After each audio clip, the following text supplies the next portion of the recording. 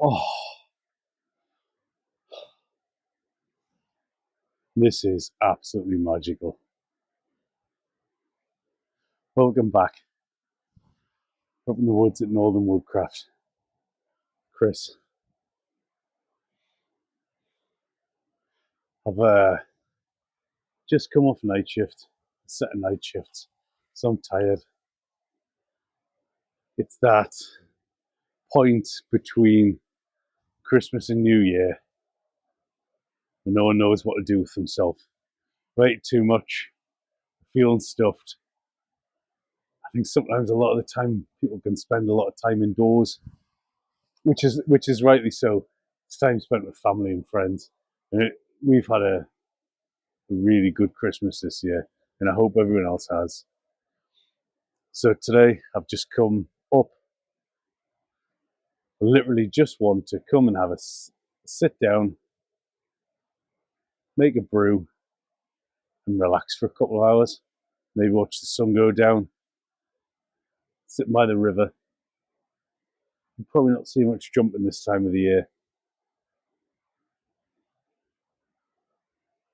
But yeah, nothing to do but relax. I'm going to see if I can forage a few bits for a nice wild brew and see if there's a few edibles kicking about as well. Healthy stuff, because Christmas is gone.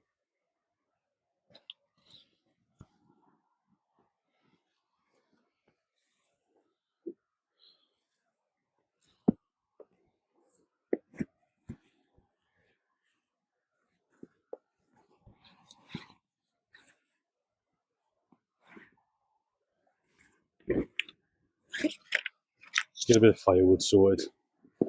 Got my silky and my Gransfus.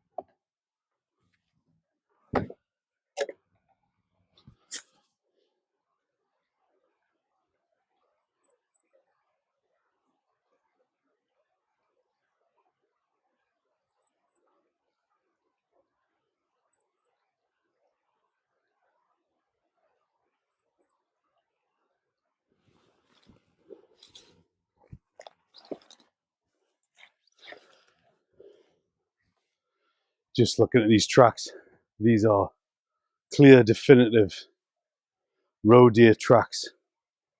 There's a few footprints heading both ways. There's no access around this side of the woodland, so all the tracks are natural. Looking at the width of them and how regular they're walked. Yeah. We've caught a few of them on the trail camera recently. There's some really big bucks, and we've got a family of a mum and two little ones. So they're quite nice to pick up on the trail camera. I think if I was a deer, yeah, I'd crash here for a few nights.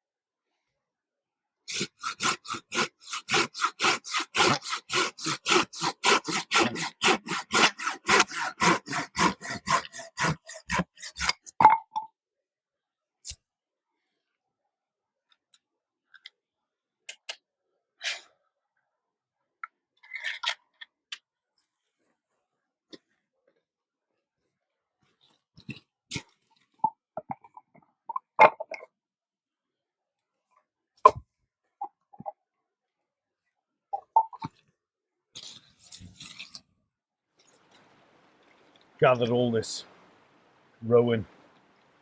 It is well seasoned. I've had my eye on this bit for a while. Actually, it's been on the other side of the river. It's dye straight, which is going to be good. See, quite a lot of it's bone dry like this bit, but there's also a couple of bits it's just weathered, whether that's been sort of sitting upright and rainwater's caught on it. I'm just going to batten it down. So I brought a couple of tools with us. I probably didn't need to.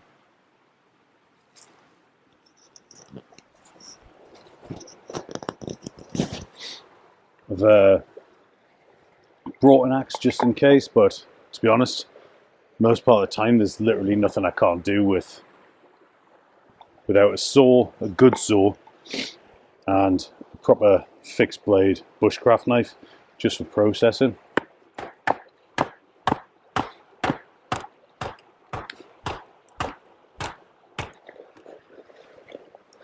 If you are selecting kindling for feather sticks, it's super important.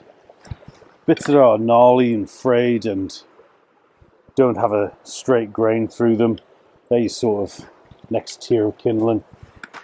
That's probably a good one, to be fair. Nice straight grain, so you can get those nice planing curls off your knife. It's worthwhile. It doesn't take a few seconds. Just selecting 4 or 5 of your best bits to do it. Then all I'll do is get my knife. This is where the Scandi grind blade comes in handy. So I'll just put it off to the side, and then just nice, slow planing slices.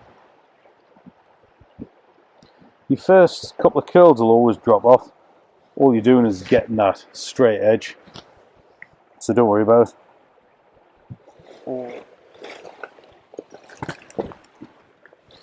So yeah, got a few nice straight grain pieces selected, and I'm just going to start and slowly carve these down. 1 or 2 usually is enough. And to be honest, it's probably a bit overkill today because this wood is absolutely bone dry.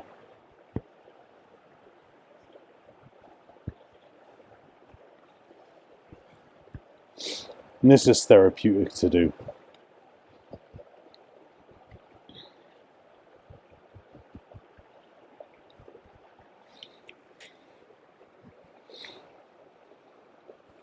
When I first started these, I was heaving away, trying to get big thick slices, but it's actually the opposite. Just slow carving curls.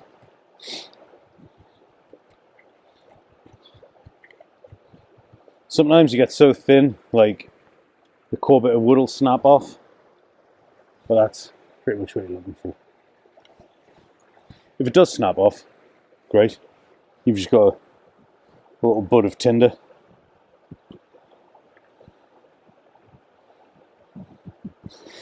I always think there's 2 types of feather sticks. What I do, definitely more on the practical side. But then you really do get some ornate, huge plumes. I think if you've got the time to do that, that is a luxury. For me at home, I sit by the fire in the night time and I'll just practice these on my kindling. Well,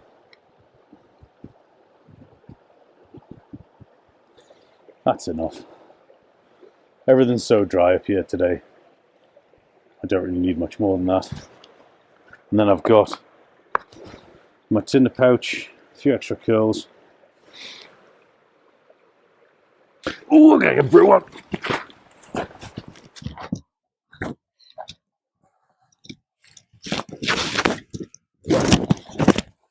Got a few extra bits here as well.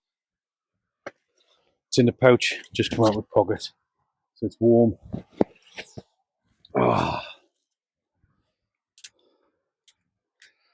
Load of conifer, larch, sorry. Yeah, they're all conifers.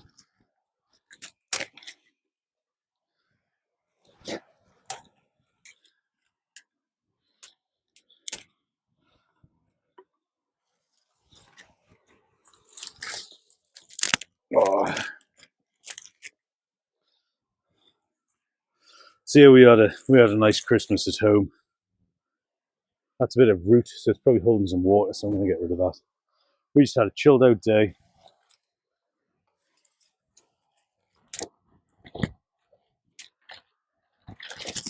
My parents came round for lunch, and it was just nice.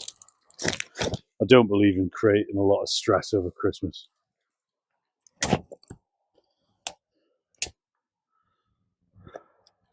Here, this is going to get going really good. So we always say our woodland up here is really humid. So trying to get that initial first stage of the fire going where all the heat's going to rise through the next layers. So if we get a good flame base going there, open this stuff up. Don't pack it down, open it up, and just let the flames warm it through as we're putting it on. It's going to be good. What have I got for lighting? It's my classic birch bark and fat wood, sort of sap resinous softwood.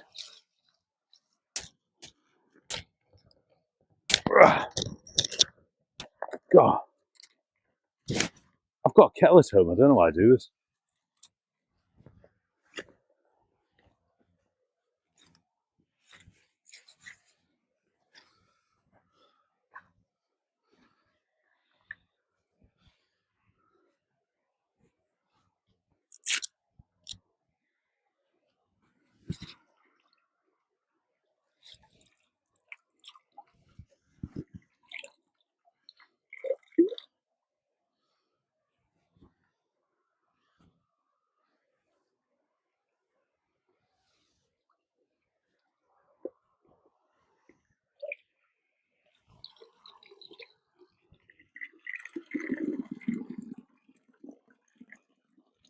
Perfect.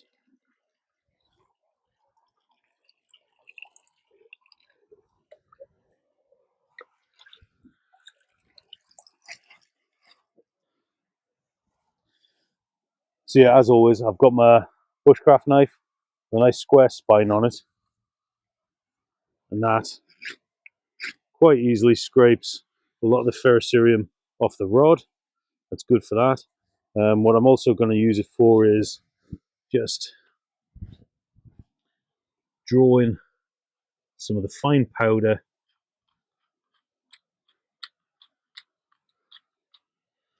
off this birch bark. And no matter how good or bad your shot is, if you can do this, get that fine powder, that's going to go up instantly. And always a bit of preparation, it's key. Get some nice fine shavings ready to fuel it. A couple of these bits. So that's great. So that's everything from absolutely feather stick fine all the way up to quite corky bark. So that's going to be good. What else have I got? Yeah, a bit more birch bark there, which I'm going to feed that with. There's several ways of doing it. As always, there's 1,000 ways to skin a cat, isn't there? You can shower it over from a distance. If you've got a huge plume of really fine powder, that works really well. Or if you've got some really fine feather sticks, it's guaranteed you'll catch it from there. But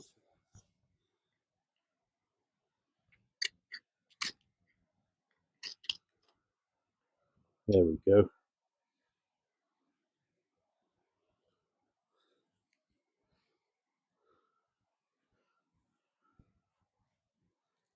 It's always so exciting. Use a couple of those bigger birch bark cards. Just tear it off, get it going. Chuck this to one side so I don't burn it. It's where your feather sticks come in handy. They'll catch straight away. I always say, treat your birch bark like it's an endless resource. So your stages of fire as well. Don't ever forget. Don't put your next stage on until the flames are going through your first one. Otherwise, you're just going to drown it out.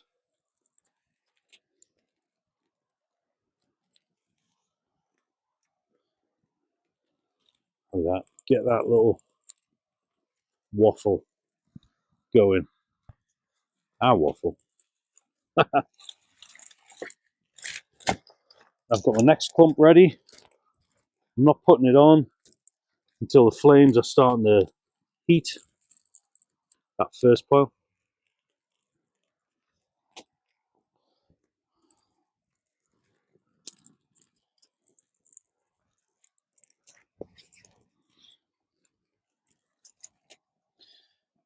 So while this is tickling away, I've got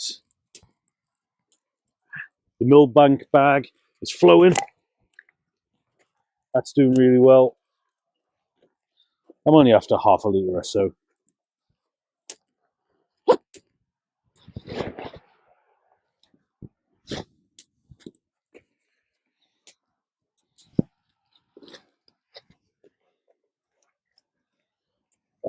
Yeah. You can start a gauge as well. I feel like I want to chuck this next lump on, but flames are just not. Yeah, yeah. There we go. Right. Off to get some brew material. This is our brew material. I'm going to make a bit of pine needle tea. Classic. I don't need loads, it's just for me, so one little bit's enough.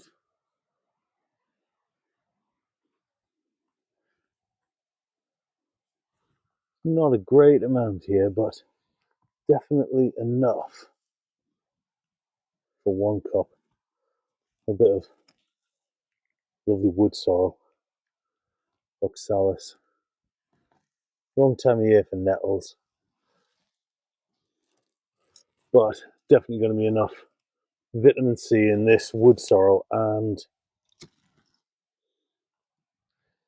the pine needles to fight off the Christmas lurgy.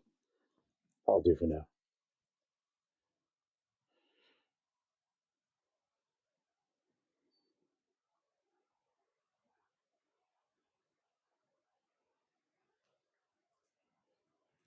That's going nice. Clean water from the millbank, just boiling away.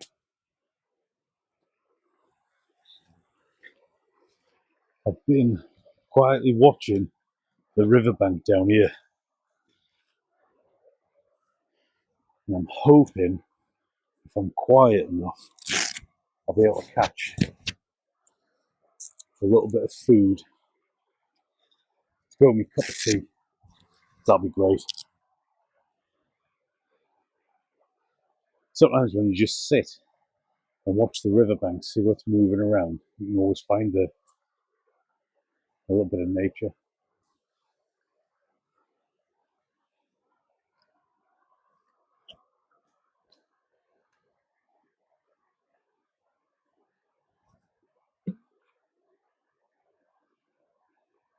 There we go. Wow. Perfect.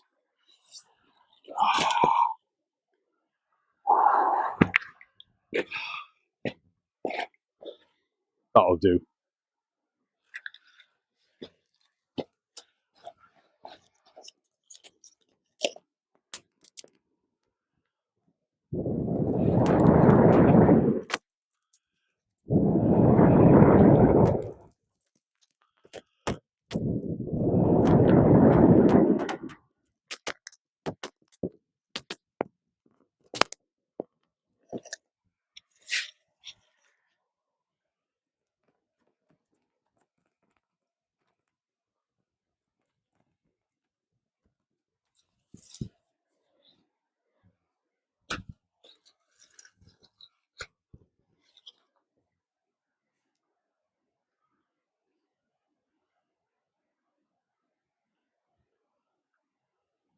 Glad it came out today.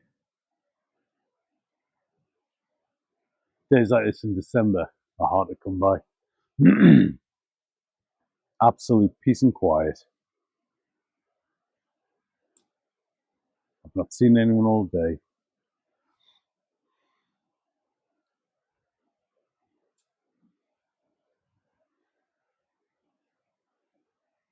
I'm really glad I caught those jammy dodgers.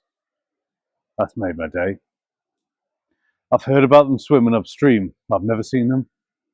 I was going to try and put a few traps out for them, but as rare as the mountain hare.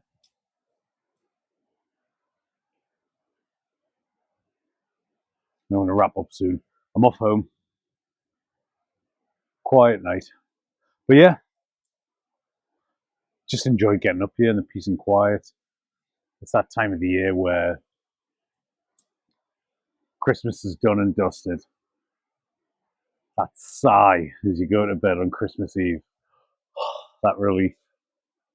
You've seen everyone. You haven't missed any prezzies. It's been great. I say we had a quiet family Christmas. Me, my wife, and my daughter. My mum and dad came round for lunch. And then, yeah, it's been good.